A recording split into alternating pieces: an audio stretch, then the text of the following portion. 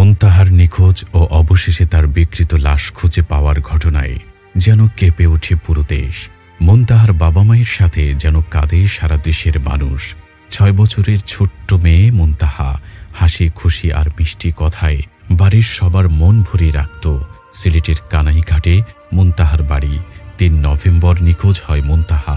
মিষ্টি এই মেয়ে শিশুটির ছবি ছড়িয়ে পড়ে সারা দেশে। থানায় করা হয় জিডি, কিন্তু না, কোথাও পাওয়া যায় না মুনতাহাকে। অবশেষে 7 দিন পর রোববার ভোর 4টার দিকে বাড়ির পাশের ডোবায় গলায় রশি পেঁচানো অবস্থায় মুনতাহার মরদেহ উদ্ধার করা হয়। তার শরীরে ক্ষত চিহ্ন রয়েছে এবং পরিকল্পিতভাবে হত্যা করা হয়েছে বলে প্রাথমিকভাবে ধারণা করছে পুলিশ। এ ঘটনায় প্রতিবেশী আলিফ জান সহ 6 জনকে আটক করা হয়েছে। বিক্ষুব্ধ জনতা জড়িতদের বাড়িতে আগুন দিয়েছে।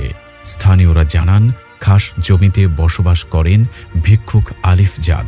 প্রতিবেশী শিশু মুনতাহার পরিবারের সঙ্গে সহানুভূতির সম্পর্ক গড়ে উঠেছিল আলিফ জান পরিবারের। মুনতাহাকে পড়াতো আলিফ জানের মেয়ে মার্জিয়া।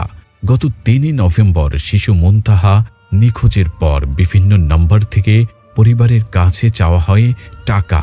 ফেসবুকে পোস্টের কমেন্টে আসে হুমকিও। ঘটনাটি ভাইরাল হয় সামাজিক যোগাযোগ মাধ্যমে।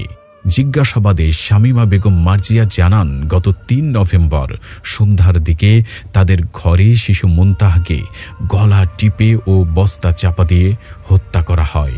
এরপর শিশুটির মরদেহ মূলত ডোবার কাদার মধ্যে পুঁতে রাখা হয়। পরে তার মা ঘটনাকে অন্য রূপ দিতে গিয়ে মরদেহ ডোবা থেকে তুলে রোববার ভোরে শিশুটির বাড়ির পাশে একটি পুকুরে ফেলে আসতে যান।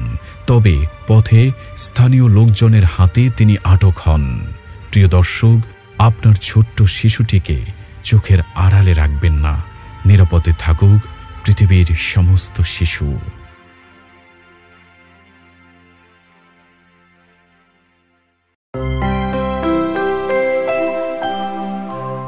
চ্যানেল নতুন বাংলা, সত্য প্রচারে অবিরাম।